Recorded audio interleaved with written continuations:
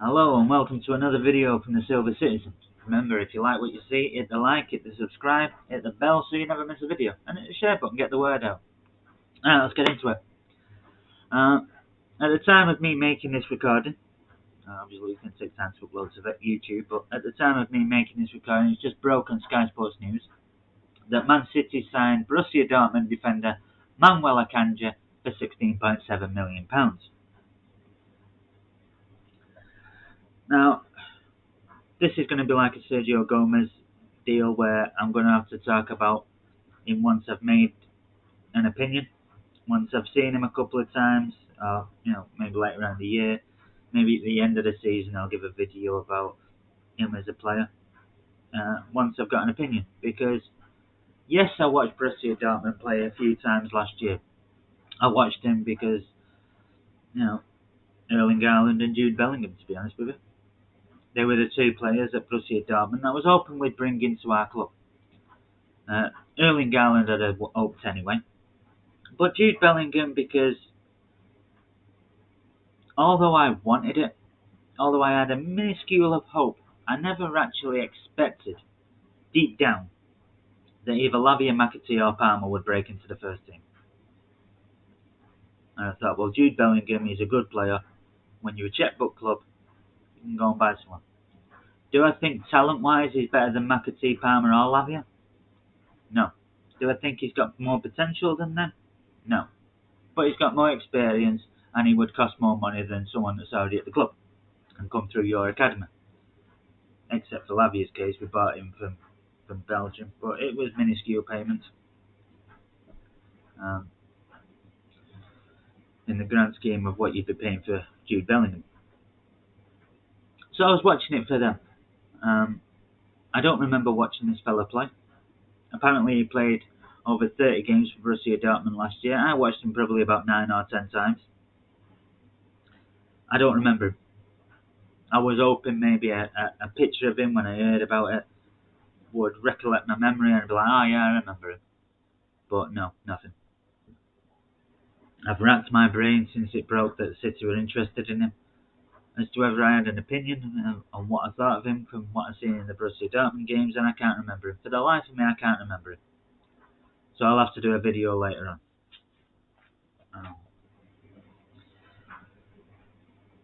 Now, I don't believe personally that the rumours are true of what I've heard. If Nathan Ake leaves at the end of next season, we've already got his replacement. I don't believe that. It'd make a difference. I mean, the club knew at the start of the season, Aguero's last season, that they weren't going to offer him a contract. So instead of going out and buying an attacker then, while you've got one, they waited until he left before they tried to get one. It turns out they had to wait 2 years to replace him. I think they knew before Leicester. I don't think the company came in after the Leicester match and said, oh, right, guys, I'm going to handle it now.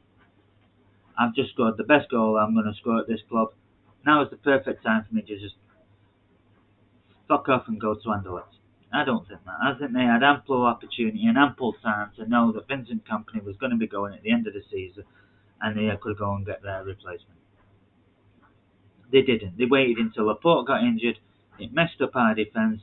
Everyone thought to themselves that if Laporte was there, City would have put up a better fight in the season Liverpool won the league, if not won it. And they thought, you know what, maybe we need another defender. Left back, they didn't get a left back in until they got rid of the only option that they had. So getting a defender in a year before someone's going to leave, if there's potential for him leaving, makes a change. And it's a happy change, it's a good change. But I don't think it's to replace Ake.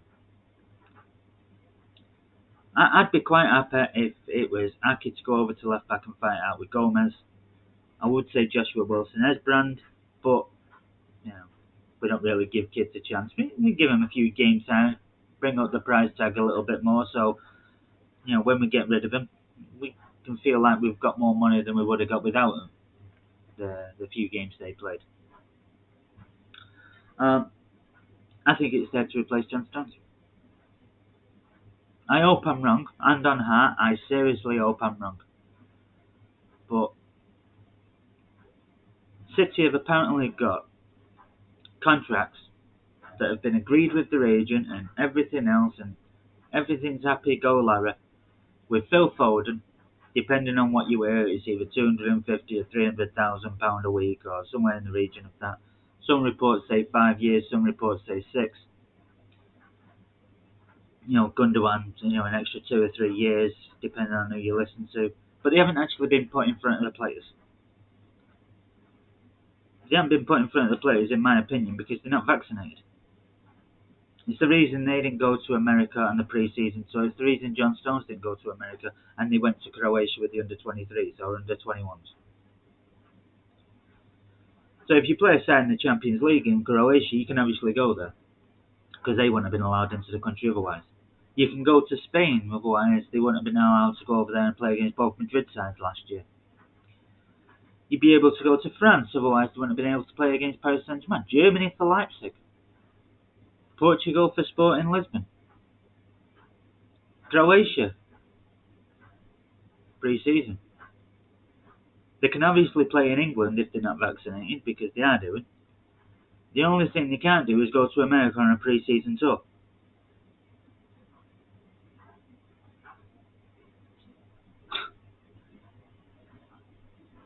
But that for me is the reason the contracts haven't been put in front of them. They're not vaccinated. John Stones isn't vaccinated, which is why I've come to the conclusion that I think Akanji is there to replace John Stones. I hope I'm wrong, like I said, hand on heart, I hope I'm wrong. I hope that we've finally got 2 left backs in Gomez and Ake. We've finally got 2 right backs. I'd say finally because Cancelo plays most of his time on the left. So we've finally got 2 right backs in Walker and Cancelo. And then you've still got your 4 centre halves in Akanji, Diaz, Ake, and Stones and Laporte. I'd be quite happy with that. Barring what kind of a player Akanji is. Like I said, I don't remember seeing him. My opinions on him will come later on in the year. Same with Gomez. But Ake can play at left back. Ake started at left back in Chelsea's academy. When he went on loans, he played left back. When he started at Bournemouth, he played left back. He only went in centre half because he had a shitload of injuries. And by the time the injuries came back, Ake had been playing really well at centre half, and Eddie Howe didn't drop him. Pretty much like before his injury this season, he'd played really well for us in centre half. But that's the reason he stayed at centre half. And that's the reason why he's playing centre half with us. But he can play left back. He started out as a left back. I mean, Company started out as a centre half. Centre half. Went to Hamburg as a centre half. The manager didn't think he was good enough to play centre half. He was getting caught out a few times. Obviously, the German league's probably a little bit of a step up from the Belgian league. So he moved him up into the holding midfield. So he'd have that safety net of 2 other experienced defenders behind him. And learn the game a bit more. So when City bought him, he was playing holding midfield. We had him as an holding midfielder. And then he got brought back to centre half where he'd started his career. So Ake starting at left back, coming into centre half and then moving back out to left back where he started his career. I'm all for that. I used to think he was a good left back when he was playing there. So, yeah, happy. I mean, I would say Joshua Wilson-Esbern, but I don't expect the kids to play. I hope for it. Last year I was hoping, I was praying.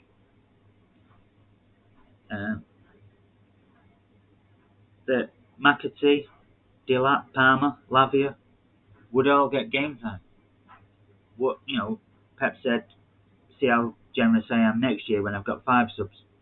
And I thought, 5 subs. He can still bring on his 3, he can even bring on 4 senior players. And he can bring on the likes of Lavia, he can bring on McAtee and Palmer and Delap to give other players a rest and a break. get him some experience, get him Premier League experience, get him used to playing with the team, and then you can integrate him into that way. I mean, I wasn't expecting it, but I was hoping it. And as far as the City careers are concerned, obviously Lavia's ended when he signed a contract with Southampton, but I think before that, his City career ended when we signed Phillips. I've said my piece on Phillips, but his City career for me ended there. As soon as James McAtee got in a car and drove down to Sheffield, his City career was over. Same with Delap driving down to Stoke. His partner left. Just like Wilson as Brand, just like we had it with CJ Egan-Riley. If City were to say in the future that CJ Egan-Riley was let go because Pep thought Rico Lewis was better than him at that stage of his career, and by the time he comes ready to play first team football, Walker will be getting ready to move on. CJ Egan-Riley will be about 24, 25 by the time that happens. Rico Lewis will be 21, 22. I'd be like, well, yeah, alright. But I don't think that's the case. I don't think that's the case. So we were open with CJ Egan-Riley. And now we're open with Rico Lewis. We're open with Luke Mbete. We're open with Romeo Lavia. But we're not expecting. We've still got that minuscule bit of hope while they're here that it could happen. We don't expect it, but there's still that little minuscule bit of hope that stays there until they either leave from a permanent deal or go somewhere on loan. You think, well, now their career is officially over at City. And we'll continue to think that way until someone actually goes out on loan, does well, comes back, and gets given a chance. Instead of saying, you first have got to go on loan and do well. Jason Denayer did well. Pablo Maffeo did well. Other players have done well. They didn't come back and get given the opportunity. He went on another pointless loan, or they got sold. But anyway, there's still that little bit of hope. But as far as realisation and expectations concerned, like I said, if Aki and Gomez are out on the left, and you've got Walker and Cancelo on the right, and then Diaz, Laporte, Stones, and Akanji in the centre-half positions, I'm quite happy. We've finally got two left-backs again. Something we haven't had for 5 years. So if this is the one that breaks the camel's back and, you wait 5 years for having cover at left-back and then you finally get it, then happy days. But like I said, I think personally Akanji's here to replace John Stones. And as I've said, hand on heart, I hope I'm wrong. I hope I get proved wrong. John Stones has got quite a bit left on his contract, if I'm not mistaken. I think he's got like till 2026 or 2027 or something. But, I got this sneaky suspicion that that's why he's been brought in. Like I said, I hope I'm wrong. Time will tell.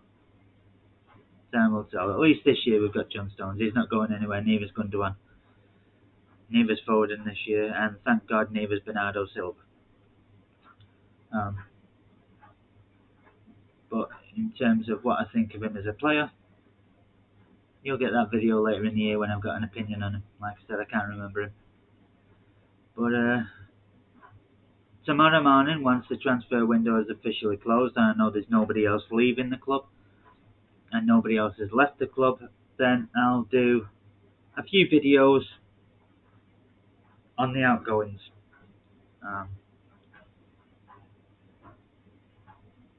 There'll be one video that I'll do for the senior players that have left. One video that I'll do for the young players that have left.